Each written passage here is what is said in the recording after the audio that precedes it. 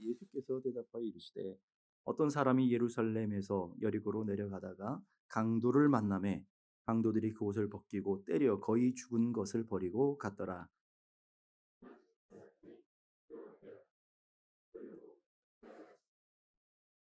또 이와 같이 한 레위인도 그곳에 이르러 그를 보고 피하여 지나가되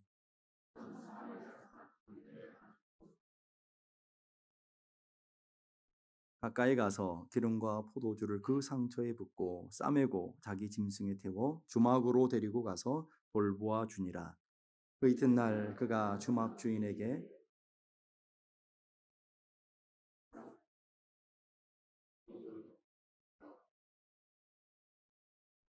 내 생각에는 이 세 사람 중에 누가 강도 만난 자의 이웃이 되겠느냐.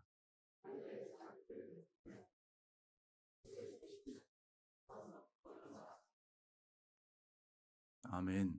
오늘 우리가 읽은 본문 앞에 보면 한 율법사가 예수님을 찾아옵니다. 예수님 찾아와서 질문을 두 개를 하는데 그 중에 두 번째 질문이 누가 내 이웃입니까? 라고 하는 것입니다. 누가 내 이웃입니까? 라는 질문에 대한 대답을, 진정한 이웃이 누구신지에 대한 대답을 오늘 선한 사마리아 이야기를 통해서 말씀하고 있는 것을 보게 됩니다. 오늘 강도 만난 사람이 있는데 강도 만난 사람 주위에는 세 종류의 사람들이 있어요. 첫째는 강도가 있어요. 여행자를 때리고 상처를 입히고 빼앗은 후 버리고 떠난 존재가 있습니다. 자신이 얻을 이익을 위해서 다른 사람들의 상처를 주고 괴롭힘을 주고 죽든지 말든지 상관없는 삶을 살아가는 그런 존재들이라는 거예요. 오늘 우리가 읽은 이 본문을 저는 구속사적인 관점에서 해석하며 적용을 하려고 합니다. 다른 내용이 여러분들이 흔한 내용이 아니라 구속사적인 오늘 우리가 고난주간, 종료주간에 맞춰서 구속사적인 관점에서 생각해 보면 이 강도야말로 악한 사탄이라는 것을 우리는 명명백백하게 알 수 있습니다. 요한복음 10장 10절 보니까 도둑이 온 것은 이 도둑은 사탄을 얘기하는 것이고 도둑질하고 죽이고 멸망시키기 위해서 왔다. 빼앗고 죽이고 생명을 잃어버리도록 끌고 가는 존재가 강도라는 것을 보게 됩니다. 오늘 이게 본문에 보면 사용되는 단어들이 강도 만난 사람에게 표현된 단어들이 뭐냐면 벗기고 때리고 버리고 빼앗아 갔다 그랬어요. 바로 악한 사탄이 이 땅을 살아가는 인간들에게 있는 하나님의 주신 은혜를 빼앗고 그리고 우리를 폭력적으로 이끌어가며 그리고 우리를 하나님의 사랑으로부터 버려지게 하고 그리고 거반 죽을 때까지 우리의 생명을 빼앗는 악한 존재라는 것을 보게 됩니다. 바로 악한 사탄이 역사하는 곳에 폭력이 있는 것이고 악한 사탄이 있는 곳에 이런 역사들이 나타나게 되는 것을 보게 됩니다. 그렇다면 우리는 하나님의 백성으로서 하나님의 교회로서 이 땅을 살아가면서 우리는 어떠한 삶을 살아가고 있느냐라는 거예요.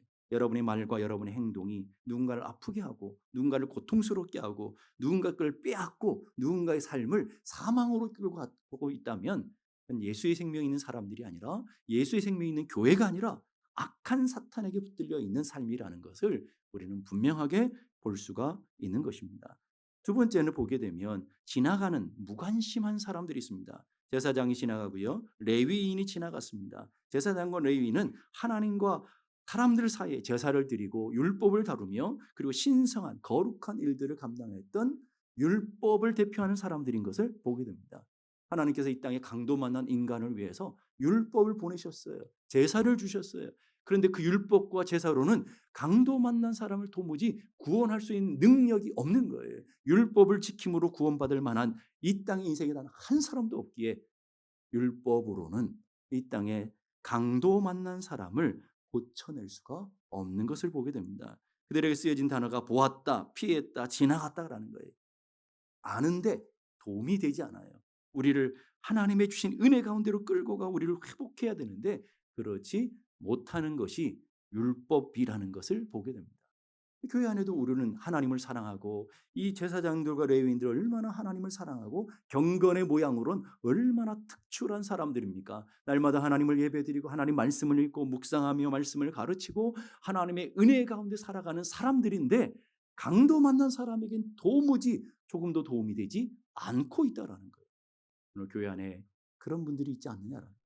여러분 하나님의 사랑을 맛보고 하나님의 은혜를 누리며 예배하며 하나님 앞에 찬양하며 하나님의 거룩한 믿음의 길을 간다라고 하는데도 상처받는 사람들, 강도 만난 사람들에게 도무지 도움이 될 수 없는 우리들이라고 한다면 그거 역시도 우리는 믿음이 아니라 종교적인 삶을 사는 것이고 율법에 지나지 않는 생명력이 없는 믿음의 삶을 살아가고 있다라는 것을 깨달아야 되는 거예요.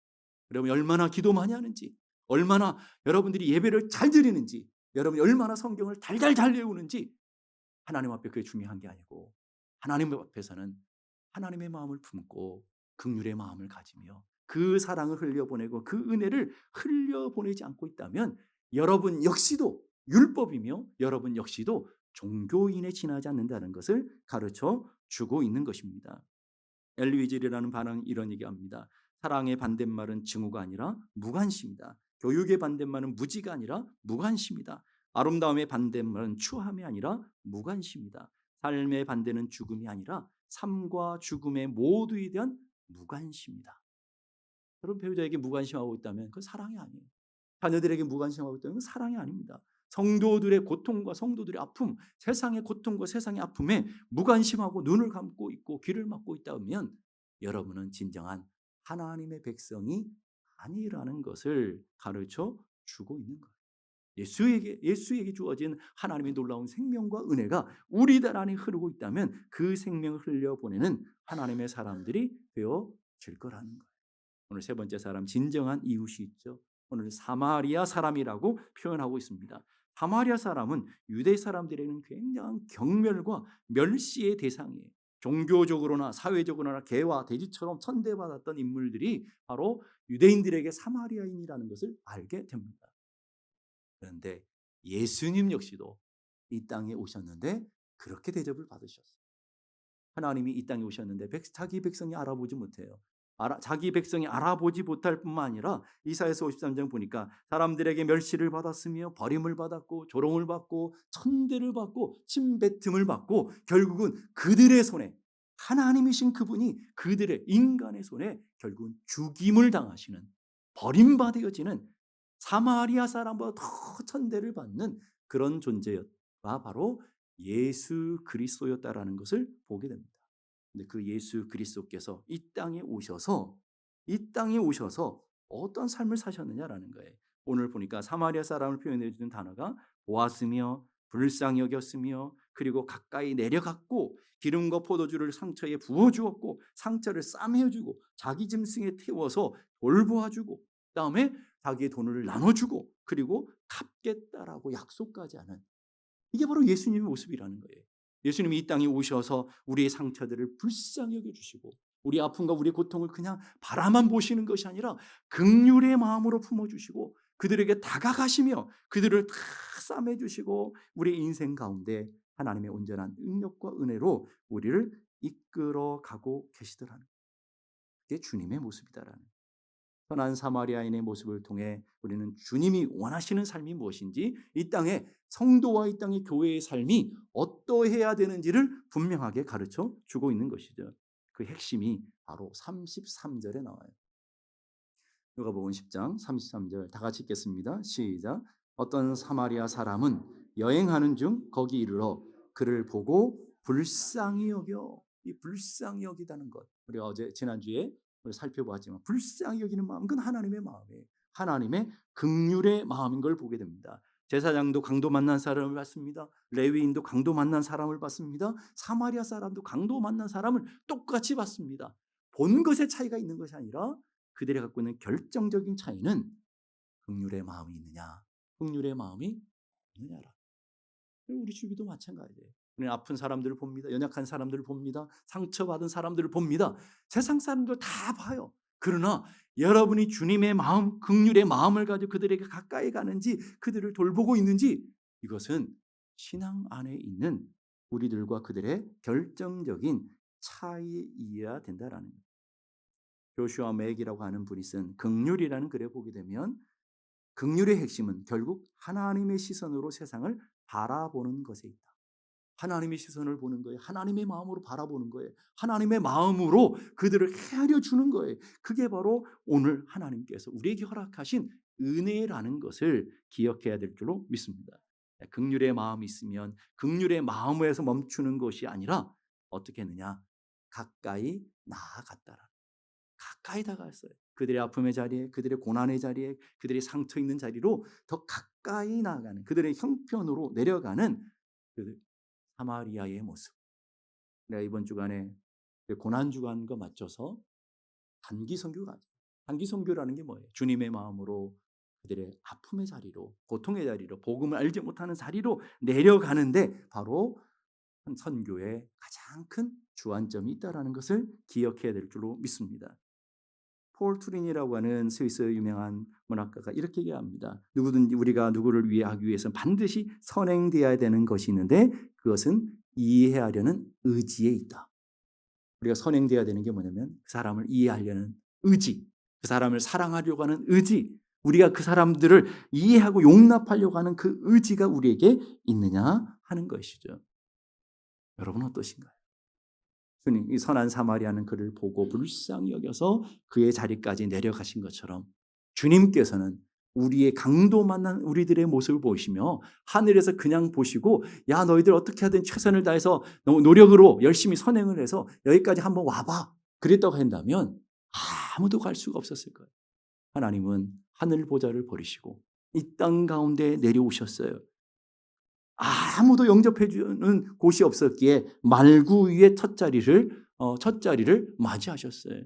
거기서 끝나지 않고 십자가라고 하는 저주를 상징하는 그 자리까지 내려와 주셨어요. 왜 하필이면 십자가일까요?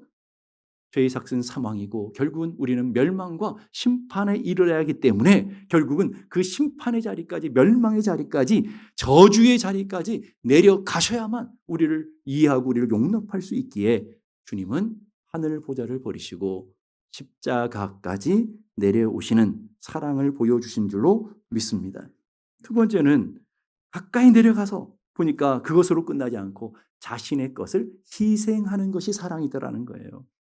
34절 보니까 기름과 포도주를 그 상처에 붓고 싸매고 자기 짐승에 태워 주막으로 데리고 가서 돌보아 주고 그랬어요. 기름과 포도주는 굉장히 여행하는 사람들의 귀한, 자기도 필요한 귀한 도구라는 걸 보게 됩니다. 아주 귀한 거예요. 귀한 것을 나눠줘요. 나라기를 위해 쓸 수 있는 것들을 기꺼이 베풀어줘요. 거기다가 자기가 탔던 짐승에 그 강도 맞는 사람을 태워줍니다. 이 말 속에는 자기는 걸어갔다라는 거예요. 수고를 담당했다라는, 누군가를 돕기 위해서 수고하지 않고 무슨 수로 다른 사람을 도울 수가 있겠어요? 진짜 사랑과 가짜 사랑의 차이가 뭘까요? 진짜 사랑과 가짜 사랑의 차이는 희생이 있느냐 없느냐. 희생의 대가를 지불하고 있으면 진짜예요. 사랑합니다라고 입으로 떠들고 있는데 어떤 대가나 어떤 희생을 지불하지 않고 있다면 그건 가짜예요. 오늘 하나님이 우리를 사랑하신대요. 믿습니까? 하나님이 여러분을 보배롭고 존귀하게 여기신대요. 하나님께서 하늘에서만 말로만 그러신 게 아니라 하나님이 그 사랑을 확증해 주시며 우리에게 보여준 증거가 있다는 거예요. 그 증거가 뭐냐? 로마서 5장 8절 다 같이 한번 읽어봅시다. 시작. 우리가 아직 죄인 되었을 때에 그리스도께서 우리를 위하여 죽으심으로 하나님께서 우리에 대한 자기의 사랑을 확증하셨느니라. 하나님의 사랑을 보여주셨대요. 증거해 주셨대요. 그런데 보니까 우리가 아직 죄인 되었을 때, 자격이 없을 때, 성경은 더 나아가서 우리가 원수 되었을 때라고 얘기해요. 하나님과 원수 되었어요. 유대인과 사마리아 사람이 원수였던 것처럼 도무지 용납할 수 없고 도무지 받아들일 수 없는 그 삶의 자리까지 있을 때 하나님 우리를 사랑하셔서 그 사랑을 우리에게 보여주시기 위해서 독생자 예수 그리스도를 이 땅에 보내시고 이 땅에서 우리의 삶을, 하나님의 사랑을 증거해 보여주셨다라는 거예요. 세 번째는요, 희생만 지불하는 것이 아니라 바로 행동하는 믿음을 가져야 된다라는 거예요. 말로만 그러고 하는 것이 아니라, 이론으로만 하는 것이 아니라 실천하는 믿음을 가져야 되는 거예요. 교회들마다 사랑합니다. 오늘도 인사시켰으니까 인사했겠지만 사랑합니다. 축복합니다. 얼마나 그렇게 달콤하게 합니까?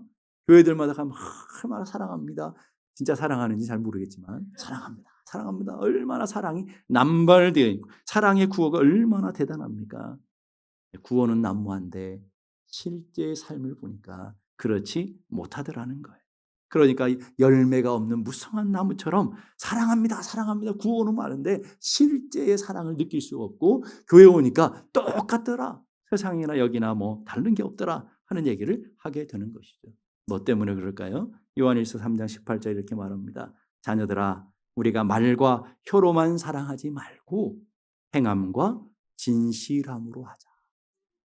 말과 혀로만 사랑하지 말고 중요한 거 있어요. 말과 혀로도 잘해요. 네? 네, 여러분 행함과 진실함으로 가기 전에 말과 혀로도 잘해야 돼요. 여러분. 그래서 여러분 좀 얘기가 좀 이쁘게 좀 했으면 좋겠어요. 좀 사랑스럽게 다정하게 여러분 하면 얼마나 좋겠습니까? 원수처럼 바라보며 원수처럼 하는 것이 아니라 말과 혀로만 사랑하지 말고 말과 혀로도 먼저 사랑하시고 그 다음에 뭐예요? 행함과 진실함으로 하자. 행함과 수고와 대가를 지불하는 우리 행동하는 믿음을 가지고 하자라는 거예요. 스위스 유명한 신학자인 칼바르트라고 하는 신학자가 이렇게 말해요.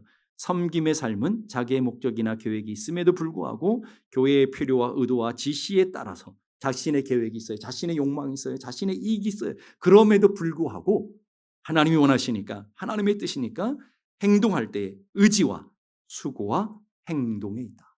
세 가지를 얘기해요. 의지가 먼저 있는. 저 사람 사랑해야지. 저 사람 용서해야지. 저 사람 용납해야지. 라고 하는 의지가 있는 거예요. 의지뿐만 아니라 나가서 수고하는 거예요. 행동하는 거예요. 거기까지 나아가는 것. 이게 바로 진정한 섬김이며 사랑이다라는 거예요. 여러분 어떠신가요? 여러분을 배우자를 사랑하고 끝까지 이해하며 용납하려고 하는 의지가 있습니까? 예, 한 분만, 예, 한 분만 아멘 하셨어요. 예, 의지가 있느냐라는 거예요. 의지가 없어요. 살다 보니까. 남남과 같아요. 무관심해요. 의지만 있는 게 아니라 그 의지를 이룰 수 있는 수고함이 있느냐라는 거예요. 행함과 진실함이 있느냐라는 거예요. 여러분은 어떤 삶을 살고 있느냐라는 거예요. 여러분 자녀들을 사랑하시죠? 정말 사랑하고자 끝까지 사랑하고자 하는 의지가 있습니까? 여러분 성도를 사랑하시죠? 옆에 분 한번 보세요. 사랑하십니까? 네. 내가 좋아하는 사람만 사랑하는 것. 이거 사랑이 아니죠. 내게 잘해주는 사람만 사랑하는 이게 사랑이 아니죠. 나를 힘들게 하고 나를 고통스럽게 하고 나를 아프게 하는 사람도 우리는 뭐예요?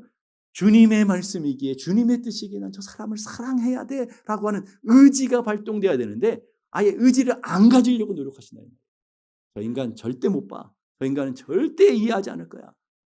라고 하는 반대 급부적인 의지들을 갖고 살아가지는 않느냐라는 거예요. 이 이야기를 다 하시고 주님이 질문하셔요. 누가 강도 만난 자의 이웃이 되겠느냐? 중요한 단어가 있어요. 누가 잘난 사람의 이웃이 아니에요. 누가 성공한 사람의 이웃이 아니에요. 누가 똑똑한 사람의 이웃이 아니에요. 누가 그럴 때가 폼나는 사람의 이웃이 아니에요. 강도 만난 사람의 이웃이에요. 도무지 소망이 없고 죽을 지경까지 맞았고 더 이상 이제 기대할 수 없는 나의 도움이 아니면 어찌할 수 없는 그런 사람들에게 다가갈 수 있느냐라는 거예요. 누가 강도 만난 배우자의 이웃이 되어줄 수 있을까요? 그 배우자 아니면 누가 해주겠어요, 여러분? 근데 우리는 돈만 벌어다 주면 잘한다고 생각하는 착각하는 사람들이 얼마나 많은지 몰라요.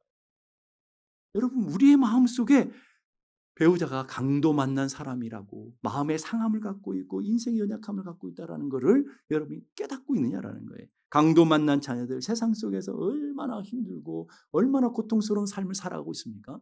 그 강도 만난 자녀의 이웃이 누가 되어주겠어요? 부모가 아니면 누가 해주냐 말이에요. 그런데 집에 가니까 더 학대해요. 집에 가니까 더 살기가 싫어져요. 그래서 집을 안 들어가고 싶어 하는 거예요. 여러분 그 지경까지 가면 안 된다는 거예요. 모든 사람이 돌을 던지더라도 부모만큼은 그를 사랑하고 그를 용납하려고 하는 의지가 있어야 되고 그 사랑으로 넘치는 사랑을 품어낼 수 있는 곳이 믿음의 가정이어야 될 줄로 믿습니다. 누가 강도 만난 성도들의 이웃이 되어주겠어요? 여러분 교회 온 분들은 다 강도 만난 사람들 아닙니까? 세상 가운데 얼마나 포단하고 얼마나 힘든 삶을 살다가 오셨어요. 근데 교회까지 왔는데 더 큰 상처를 받아요. 교회까지 왔는데 더 힘들어요. 여러분 그렇게 되면 교회에 다닐 맛이 나겠냐 이 말이에요. 누가 이웃이 되어 주겠어요? 누가요? 옆에 교회가 안 돼줘요. 여러분이 해주셔야 돼요. 여러분이 누구든지 왔을 때 다 마음을 열고 받아들이는 것 바로 누가 강도 맞는 자의 이웃이 되겠느냐 그랬을 때 이 한 율법사 이렇게 대답해요. 자비를 베푼 자입니다. 자비를 베푼 사람입니다. 그게 바로 누구였어요? 자비를 베푸신 분이 누구예요? 강도 만난 사람에게 다가오셔서 자비를 베풀어 주신 분, 바로 주님이시잖아요. 주님이 우리 땅에 오신 목적은 내가 온 것은 너희로 하여금 생명을 얻고 풍성한 삶을 살도록 하기 오셨다. 그리고는 가난한 자들의 복음을 증거하시고 병든 자를 치유하시고 앉은 뱅을 일으키시고 눈먼 자를 보게 하시며 죄를 용서하시고 그들의 삶에 무너졌던 걸 회복하시며 치유하시며 모든 끊어졌던 관계들을 회복해내는 놀라운 모습으로 그 상처받아 거반 죽게 된 인생들을 주님이 치료하시고 만져주시고 고쳐주시며 선한 이웃이 되어주셨다라는 그런 것처럼 주님이 마지막 하신 말씀이 기가 막히게 가서 너도 이와 같이 하라.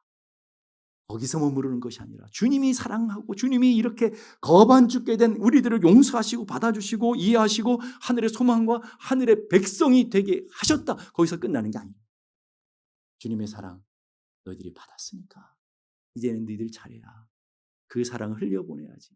우리가 지난주에 1만 달란트 탕감받은 사람이 누구라고 그랬어요? 옆에 사람이 아니요 나예요. 예? 옆에 사람이 내가 1만 달란트 탕감받은 사람이기에 그 은혜와 그 축복을 가지고 우리가 나가서 100데나리온, 옆에 사람 실수하는 게 100데나리온짜리라니까요. 배우자가 실수하는 게 100데나리온짜리라니까요. 그 100데나리온짜리를 용납하며 이와 같이 너희도 살아가는 것, 가서 너도 이와 같이 하라. 그 속에는 지금이라는 단어가 포함되어 있어요.